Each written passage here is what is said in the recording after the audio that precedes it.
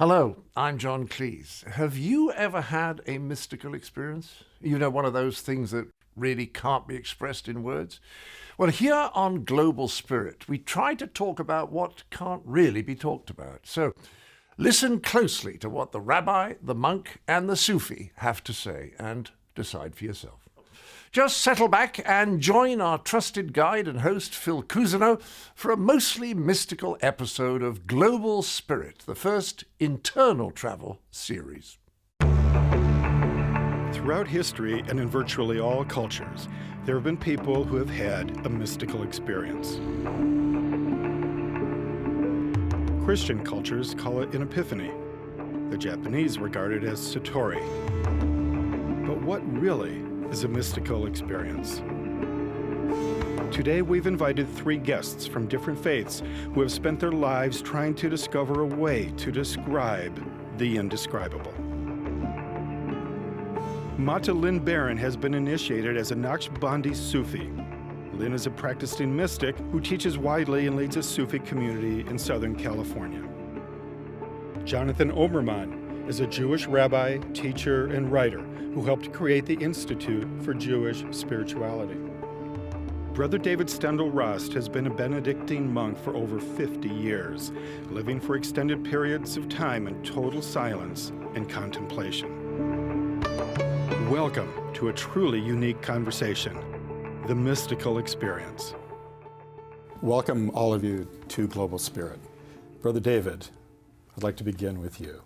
I know you've spent your life in solitude and prayer on this spiritual path. Can you describe what that life has been like, and also the influence that studying other religions has had on your own faith? Well, I've been a Benedictine monk now for 56 years, and in that time I've had many different experiences also of other religions.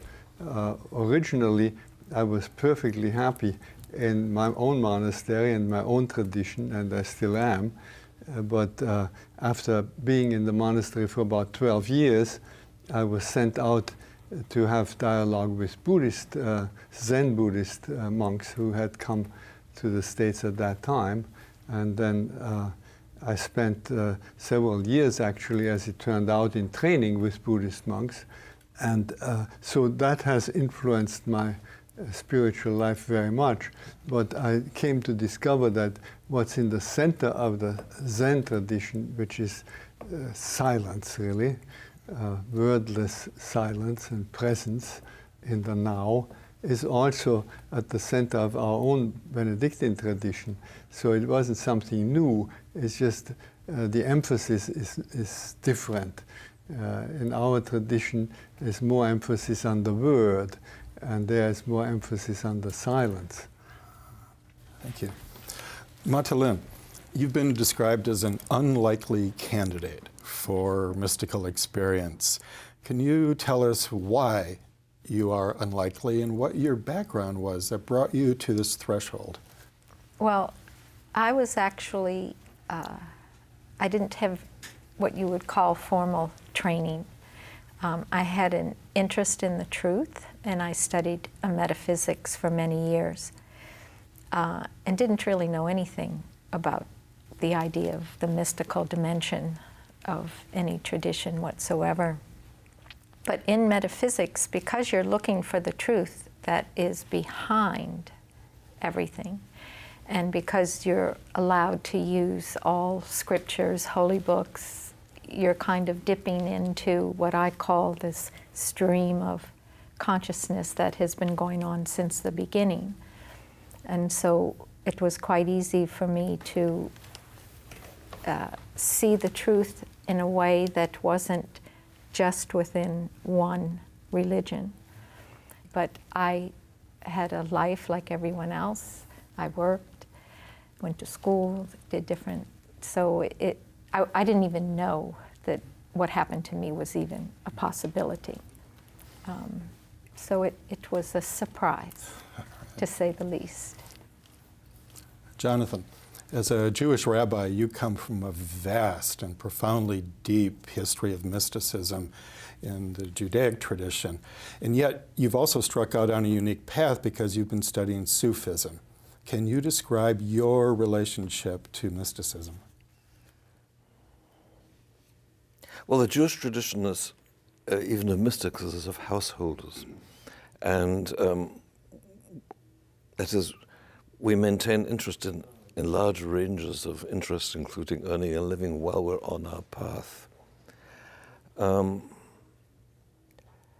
Mysticism in the Jewish tradition is regarded, as opposed to Kabbalah, the kind of exoteric studies, is regarded as rather private. And there's a great deal of reticence about what you call the mystical experience. It's acknowledged, but the confessional discussion of it never is. I know in my classes I've always discouraged people from talking about their experiences because sometimes it becomes competitive or show off. And so for myself, I know what it's about and I can describe it obliquely, but not explicitly. Okay. Thank you. Brother David, can you give us some of the background in the Christian tradition of mysticism? I think if we want to speak about the mystic experience, we should first say just exactly what we mean by it. And I think one could say it's an experience, first of all. That's important, that you're not just thinking about it or reading about it, but that it's something that you personally experience. And it is an experience of oneness, basically, of being in the present and being truly yourself and being one with all, limitless oneness, limitless belonging. And that is what I mean when I speak about the mystic experience.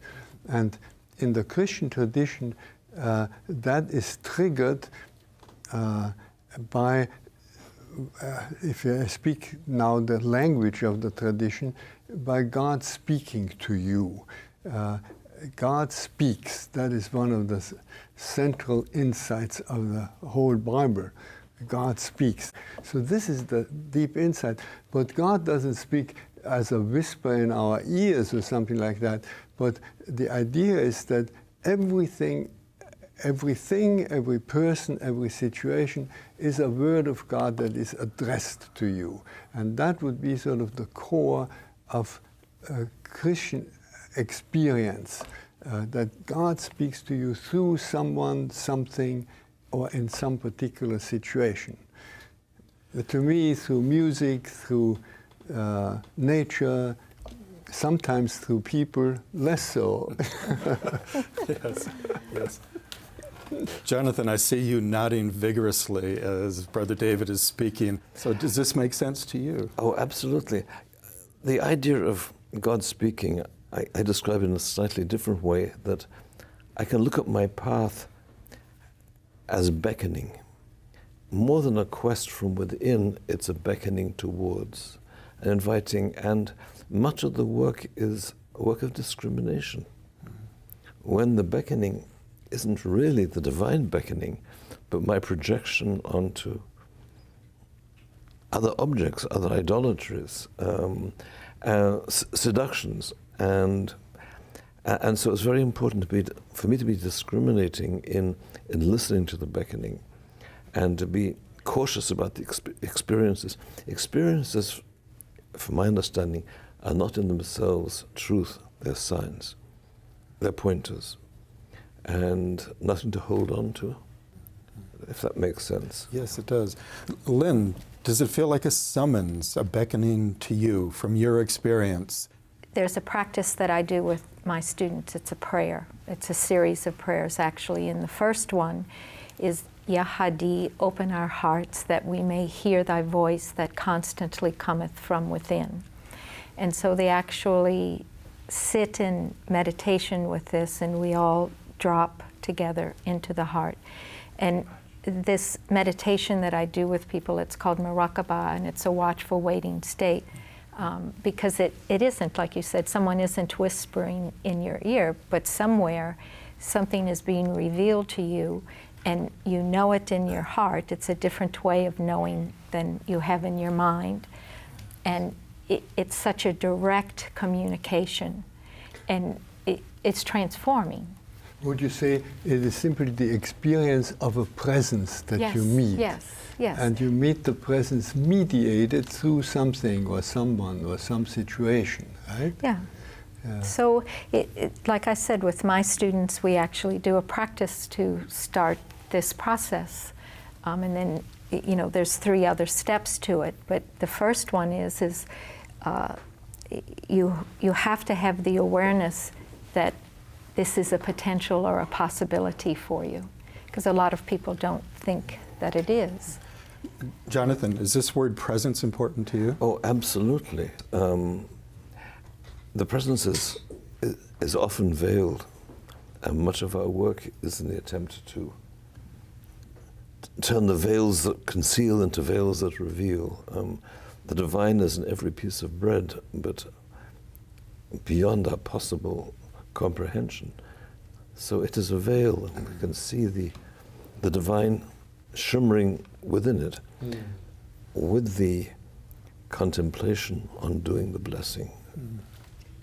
Beautiful. I like your emphasis on blessing. Blessing is such an important word for me too. The blessing comes alive. Everything is blessing. Everything is blessing. St. Augustine says everything is grace. That means everything is blessing. So at every moment we receive blessing, but we have to pass it on so that it comes really alive. Yes. The religion historian Houston Smith has written, as other scholars have, that our major religions have actually been founded on mystical experience. If you look at the lives of Moses, Muhammad, and Jesus, with their revelations, their epiphanies, how does that happen? Jonathan? Yes, if you look at Moses, he had the experience of the ineffable, with the burning bush almost wordless. And then he was told, go out into the world, liberate your people. And by the way, his response was, who, me? And God said, yes, you. So it is the experience immediately translated into action, sometimes even to political action. The Prophet Muhammad had to go to Makkah and to start organizing the tribes and placating and removing the idols. So it is both mystical, but immediately translated. Unless it remains a private experience, it is translated into a social, sometimes political reality. That's wonderful. Brother David, can you speak to the active aspect of mysticism? Yes, I think that is the main difference between the run-of-the-mill of us and the great mystics whom we so admire. We shouldn't put them up on a pedestal as if they were a different kind of people. The mystic is not a different kind of human being, but every human being is a different kind of mystic, and we ought to become the kind of mystic who we are. But Abraham Maslow already explored what makes human beings particularly creative, particularly resilient, what makes great people, and came to the conclusion, to his own greatest surprise, that it was mystic experience. And he also actually wrote about it, and in psychological literature it didn't sit so well, so he changed the term from mystic experience to peak experience, because it's a peak of consciousness. But to the end of his life he insisted that what he called peak experience was indistinguishable from what the great mystics called mystic experience, or what we call mystic experience in the religious context. Mm-hmm. And the difference is that the great mystics allow this experience to flow into their lives, to inform their lives, to live accordingly. And many of us suppress it or forget it or don't take it seriously or whatever we do with it, because we feel that we need to keep everything under control. And the mystic experience, if it is anything, is a moment in which nothing is under control. St. Bernard of Clairvaux says, what we can grasp and control in that sense gives us knowledge, but what grabs us gives us wisdom. And the mystic experience is something that grabs us, takes hold of us, in contrast. In the autobiographies of the great mystics, don't they often describe this experience as quite rare in their lifetimes? One should say that once would be enough for a lifetime. Exactly. So it isn't a matter of every day, but it's something that remains within one. Yes. It's very much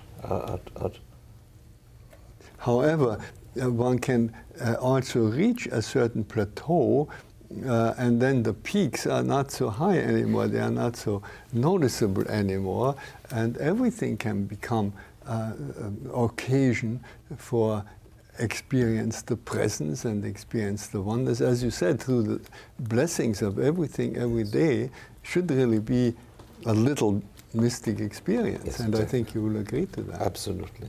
Yeah. Absolutely.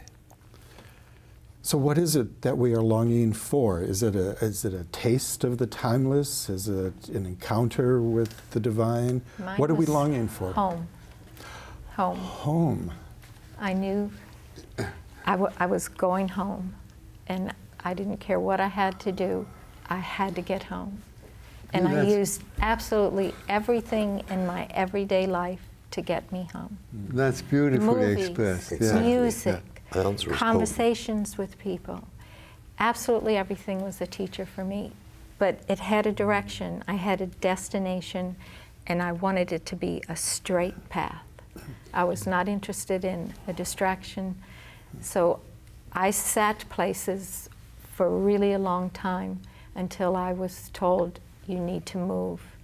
And there's someone over here that can offer you a little bit more for where you are now in your unfoldment. And I was usually released from this in order to move over there. But it was all about getting home. Does the word home speak to you, Jonathan? Oh, very much. The beckoning is home. But home has many, many levels. There is home of the moment, there is home in wholeness, the wholeness of completion, the home that you have to finish all your business. You know, God said to Abram, leave your home, lowercase, to a place that I shall show you. Leave all your family connections, leave all your expertise, leave everything behind. Go to a place of the unknown, which is the true home. Yes, belonging is also one of the words. Longing to belong. Home is where we belong, you see. T.S. Eliot says in the Four Quartets, we shall not cease from exploration, and the end of all our exploring will be to arrive where we started from and know the place for the first time. And that is home. And St. Augustine says, restless is our heart until it rests in you, O God. But we should not mistake that as if we knew already who God is, and so we know we are restless until we...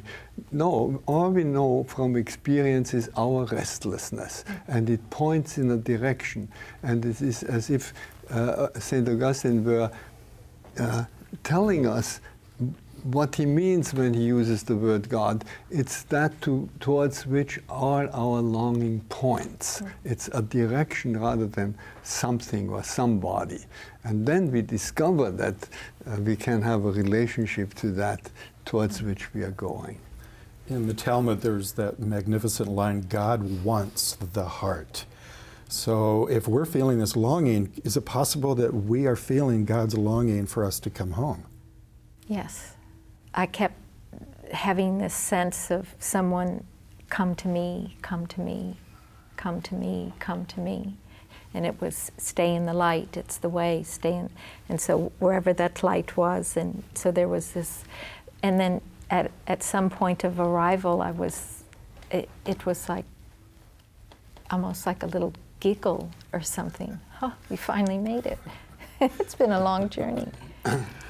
Does everybody have this urge at one time or another in their life, or do certain people feel it just much more strongly than others? I always had it, ever since I can remember. So I don't know about other people, though. Ditto. I don't know about other people. I've always had it. Maslow says every human being has these peak experiences somewhere, sometime or other. So that would point in the direction that everybody has this longing to belong. But how it expresses itself will be very different from person to person. Something that we've tried to encourage and emphasize on our show, Global Spirit, has been people describing their own personal experience. A moment of transcendence, a peak experience, an epiphany. Brother David? Well, as an example, I would say, but you can only describe the outside. When I was a student, one morning I was eating breakfast, and the radio was playing and played Gluck's Dance of the Blessed Spirits. And I was just gone. I think I had the piece of bread sort of halfway to my mouth, and there it stayed. I don't know for how long. Maybe it was just a few seconds, but it seemed like ages. And that piece just sent me. You see, I listened to it so deeply that it took me into that silence out of which it comes. That's all I can say. It was an experience of total bliss. Wonderful. Lynn, how about yourself? Do you have a moment to share with us? I could actually say that this is a good description. I mean, I may not have toast here, but it is sort of the idea that all of a sudden you're present somewhere else. Dimensionally, you're not in time, not in space. You have no awareness how long you've been gone. And I have many, many triggers for this. I spent a number of years in these states, and that's what my teacher helped with. And I'll give one story on how he trained me to be able to take me out of these states pretty quickly.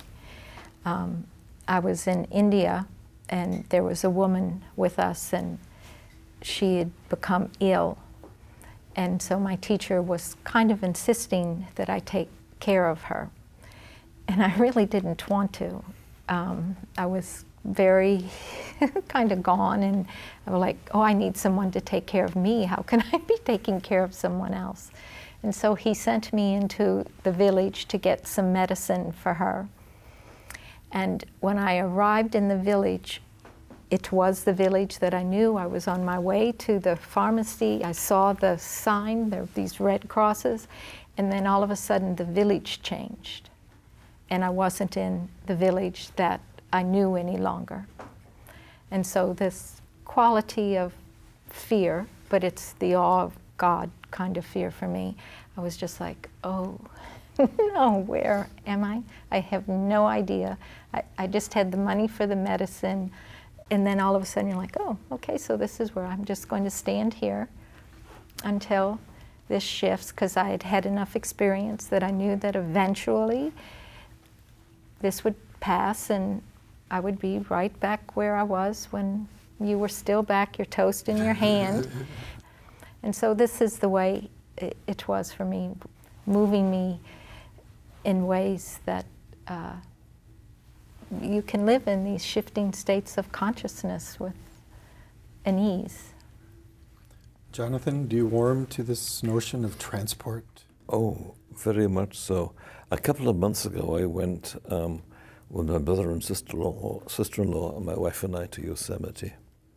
And something happened there that I felt facing those eternal rocks, those redwoods, the waterfalls, such a beckoning to eternity that it was, I didn't know how to come back. I was reluctant to come back. And I was aware, I don't know if we'll ever discuss this here because it's a part of the mystical understanding, is the nature of beckoning to beyond death, that there was a way in which life and death were one. One of the wonderful things about being in the redwoods, there are vertical trees and horizontal trees, and they live together so easily. The vertical trees aren't afraid of touching the horizontal trees that fell down earlier.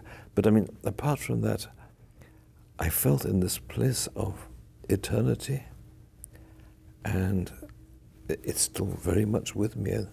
Both the image, which is fading, because all images fade, but the experience of hearing that beckoning from the voice, the whispering of God from the rocks, from the waterfall, from the trees. Come, come, forget everything. Be, to quote our friend Ram Dass, be here now, but be here, yes. These experiences are usually called ineffable. So William James described them as that. And yet the three of you have just gifted us with your anecdotes, and it seems you each felt something about what each other experienced. Because we've experienced it. And so once you have this experience, anyone can tell, and you know exactly what they're speaking about, because you've had the experience as well. But I would stress again that everybody has these experiences. I agree with everybody you. has Without them. enough awareness, though. We have just to pay attention to them. More. They don't have to be Yosemite or some big wonderful music. I remember once being totally blown away by having when the water in the bathtub was too hot, and I added cold water, and it made a pattern in the bathtub, and that was more than a lifetime of experience. It was just, as you say, life and death and joy and pain, and it brought tears to my eyes. Nothing but mixing cold and hot water in a bathtub and seeing what it does. That can be enough. I often ask students if they remember ever sitting at a bus stop and you miss your bus because it passes you by because you're somewhere else. So there's certain kind of ways that you can sit that kind of help this to happen, I guess. And a lot of people, oh yeah, I have been at the bus stop and I was off somewhere else and the bus kept going and I missed it. And so children often have these experiences, and we say to them, don't just sit there and stare into the air, just do something. On the contrary, we should say to them, don't just do something, sit there. The Native Americans have this saying, a well-educated child should be able to sit and look when there's nothing to be seen, should be able to sit and listen when there's nothing to be heard. If we allowed our children to do that, we would have a very different kind of society.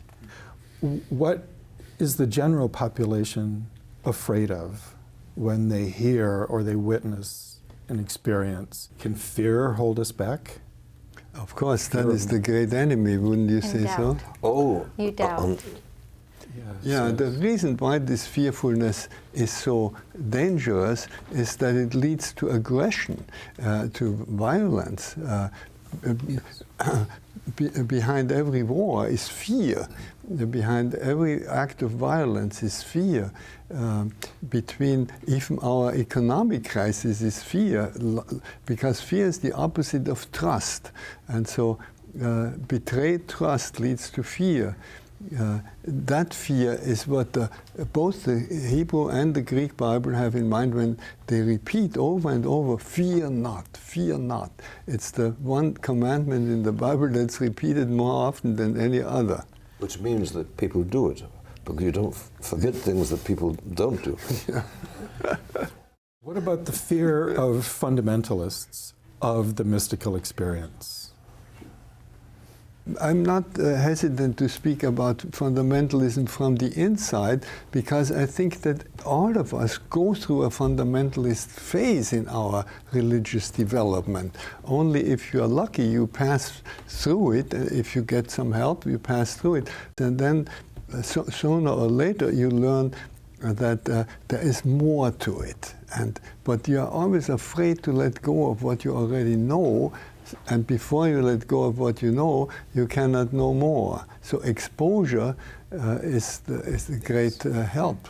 Yes. Mm-hmm. I was, by one of my teachers, told, Jonathan, don't forget that you're always 20% fanatic, fundamentalist, and 80% nice guy, open, spiritual seeker.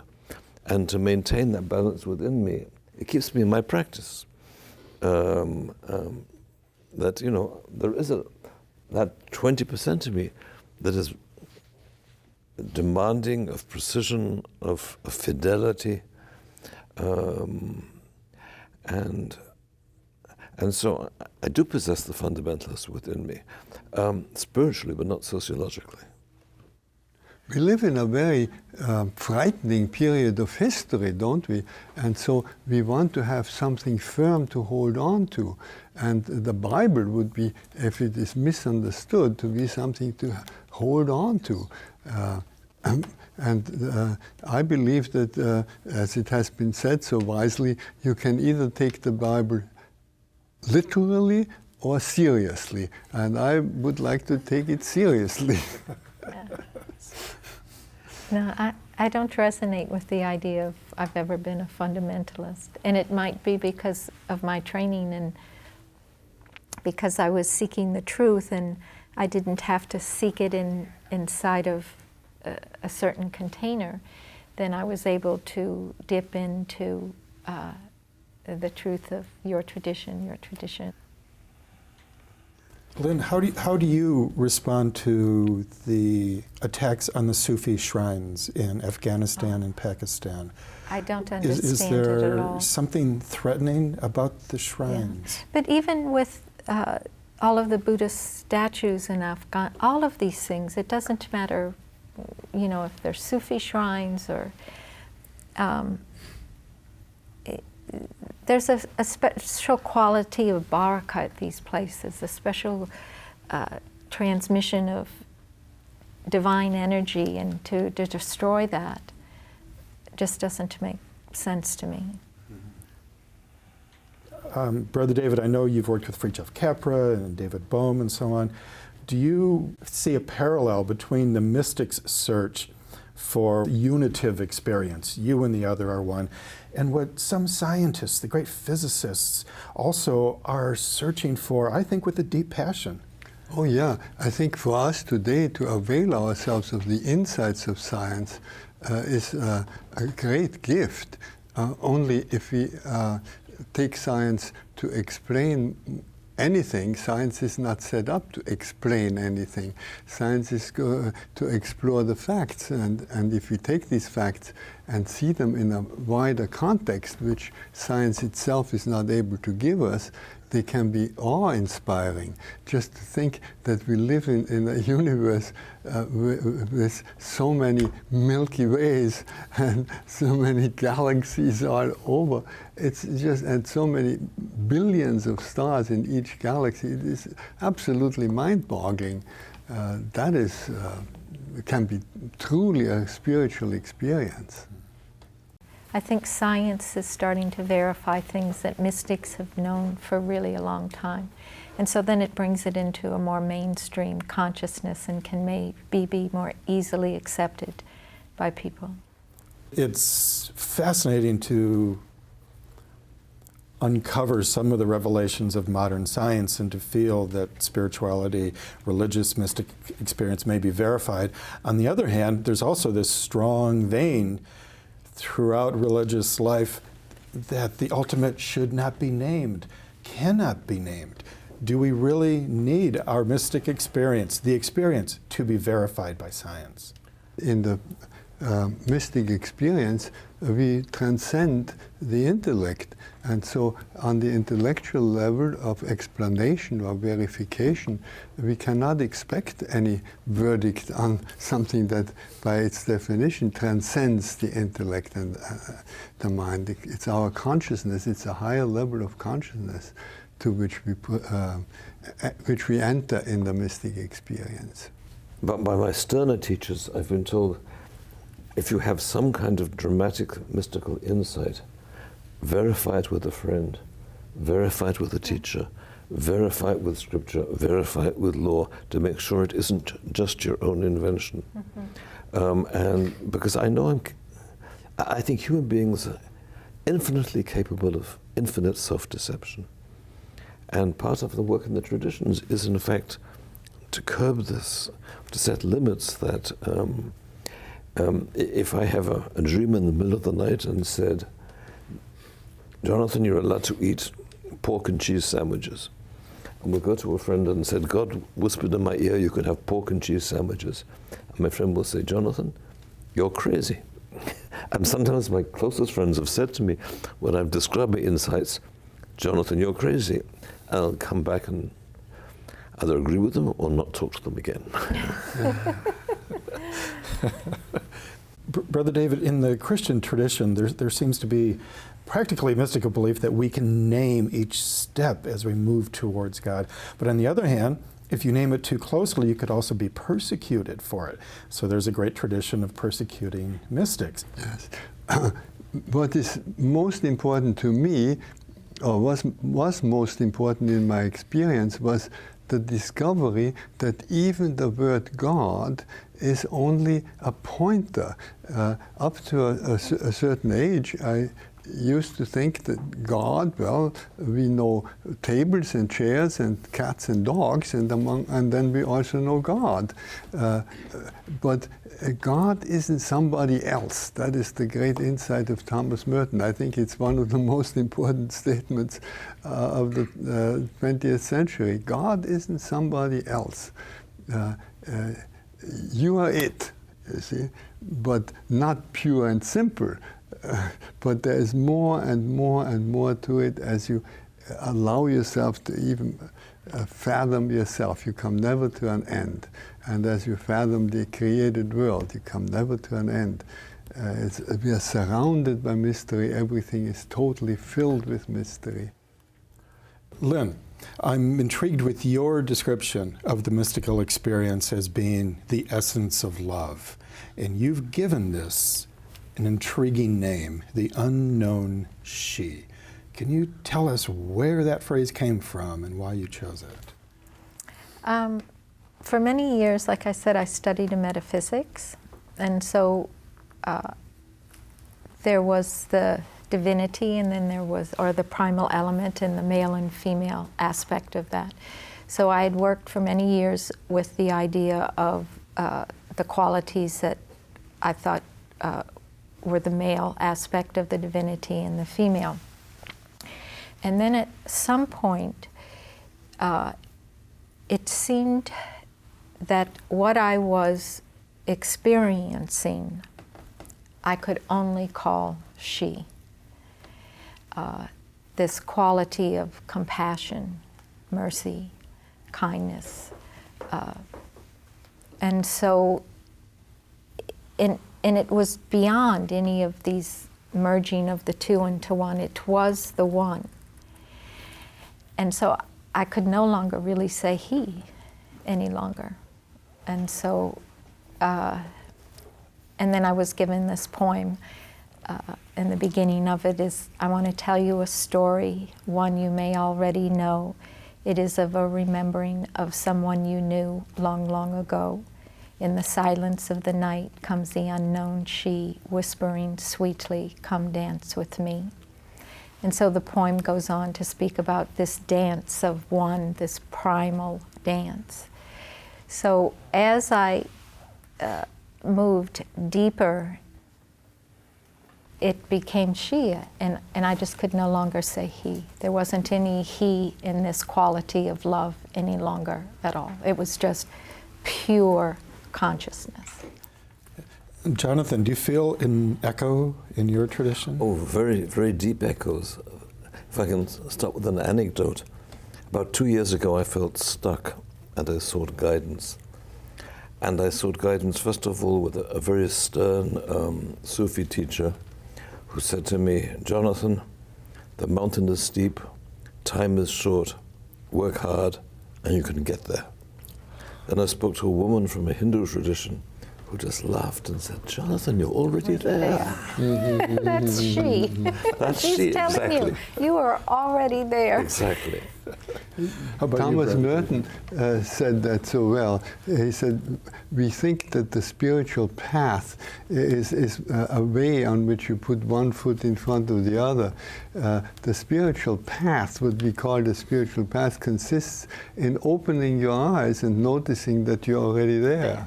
That's it. And there's a distinction that I can make, is that when I was traveling, let's say more what I would have said he, it felt like this ascent. But then at some point, when I started moving in the depth, then it became she for me. But it's interesting that the Semitic languages that formed us, there is no non-gender. Every verb, every noun is either male gender or feminine gender, and this in many ways has formed our thought, and there's a need somehow to smash these old patterns of thought, to have you can't say transgender these days, it means something else, but to get to a place where gender is irrelevant, because whatever is incorporates. I mean, I went home from that summer listening to both the voices. Because I needed to be challenged, and I needed just to laugh. Beautiful. So we've arrived at a crossroad here. I don't think we want to define it, but perhaps we could describe the mystic experience. Is that what qualifies a mystic to be a mystic? Do you have to have a mystical experience, You have to have experience to be a mystic? Yes. It's not knowing about God, it's knowing God.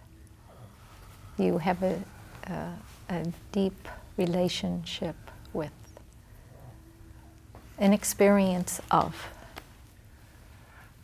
I understand when we speak of knowing God. I have difficulty with the whole phrase mystical experience. I don't know what mystic is. I don't know what mystical experience is. I know there is such a thing as knowing God, as being beckoned to God, as feeling that one lives in duality and was of necessity, because that's the human condition, and was drawn towards unity. These are some of the characteristics that you can describe as mystic, but I don't call myself a mystic. Other people do, but that's irrelevant. But for the path that I know, this desire to transcend the duality of existence, to reach a place of unity, which exists beyond time, beyond causality, beyond relationship. It just is. It's moving, if you like, to quote Eric, from doing to being. In God, one is. In the world, one does. Brother David, where is God for you? Well, what Jonathan just said rings so true to my experience. I remember as a student I had a summer job, and I was a prefect for the Vienna choir boys, and we had their home for the summer was in the Alps, and I was once taking a walk while they were practicing down below, and I was standing on a cliff, hundreds of feet above them, and listening, and through this absolutely clear mountain air comes this Palestrina motet, duo seraphim, exactly what you now refer to, the two seraphim calling to one another, holy, holy, holy. And that came up through this air, and even now when I tell it, I get goosebumps, and my spine is chilled, because that was one of those moments of experiencing the divine. But that was an ecstatic moment, and most of the time they are just everyday moments, more valid than the ecstatic, or at least equally valid. And in our context, that is called grateful living.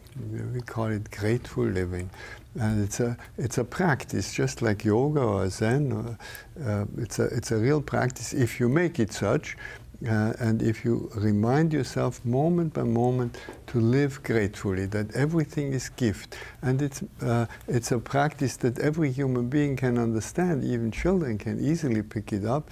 All the different traditions have gratefulness somewhere in their center. And will say, yes, that is very important. And people who have no other particular religious affiliation will say, yes, gratefulness is important. So that is our practice, to live gratefully, to see that every moment is a given moment, that this world is a given world, that you constantly receive from the great giver, from the great source, and give it back in thanksgiving. That would be the knower, the known, and the knowing, in a sense, that flowing forth from the source into all that exists, and flowing back in thanksgiving.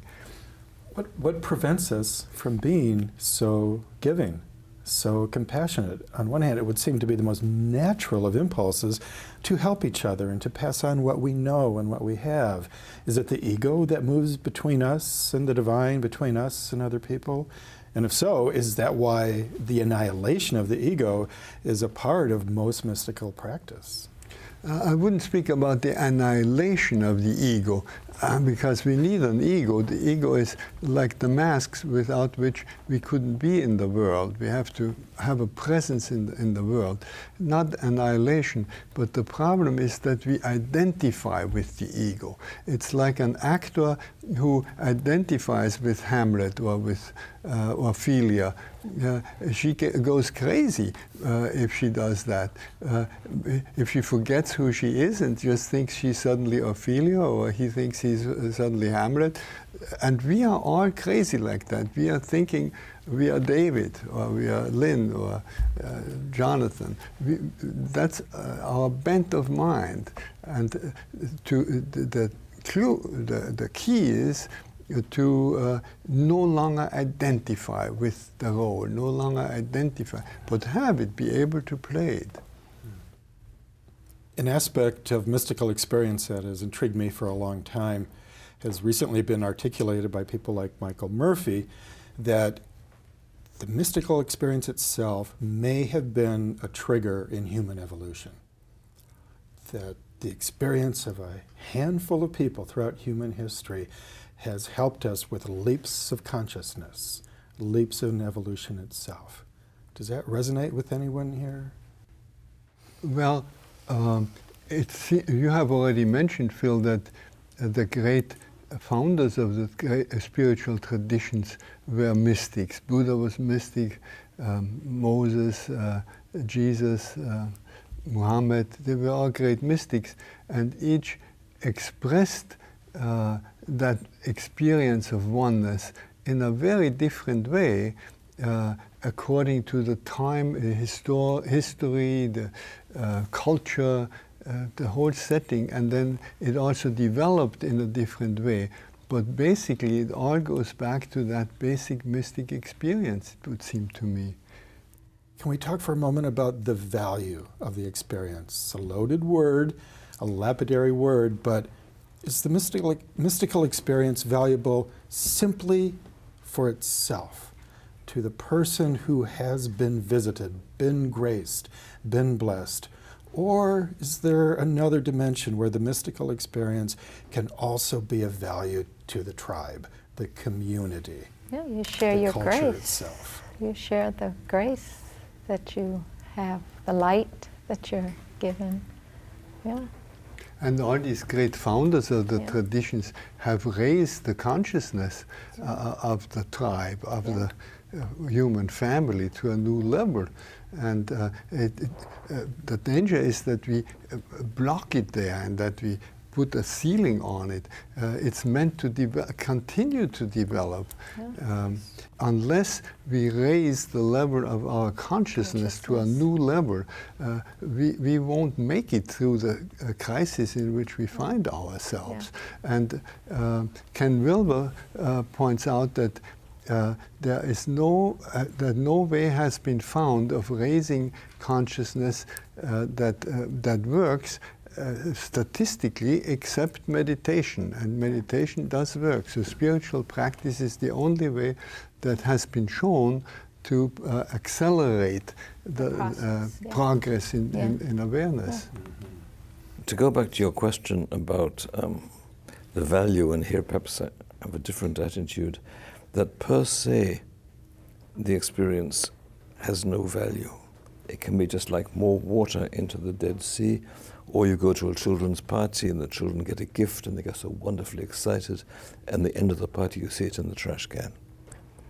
It becomes a commodity, and that I am so cautious about, that what does one do with the experience is either a step in self-transformation, of self-awareness, of self-purification, and the transmission to the world around attempt to bring the inner illumination into a kind of outer illumination.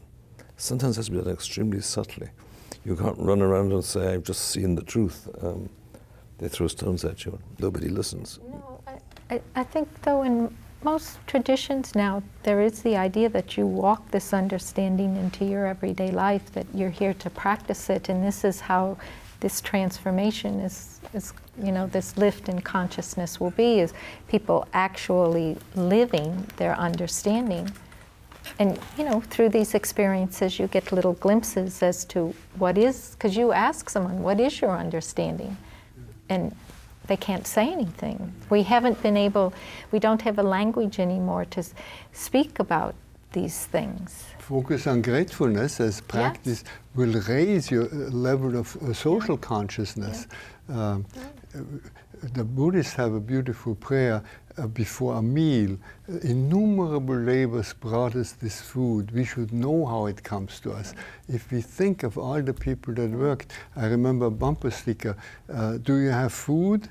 Thank a farm worker. That immediately brings up all the political issues that are nowadays connected with undocumented farm workers, without whom we would have nothing on our table.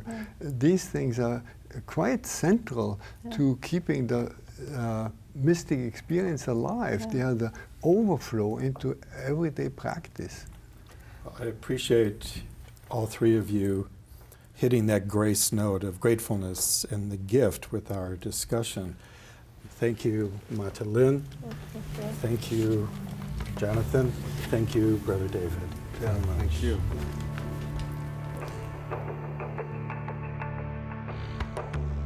Hello, I'm John Cleese again. And I'm thinking, if you can't really talk about it, they did quite well, didn't they? In any case, we do hope that you become a bit more friendly with your own inner mystic through all of this, and trust that you will be joining us again soon for another episode of Global Spirit, the first internal travel series.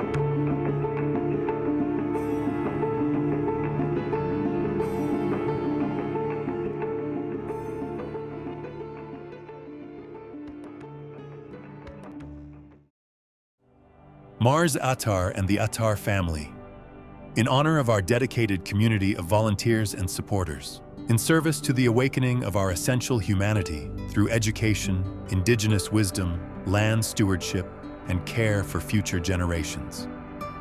Together with our partners, we direct our gifts, resources, and actions toward a more conscious, compassionate, and responsible world.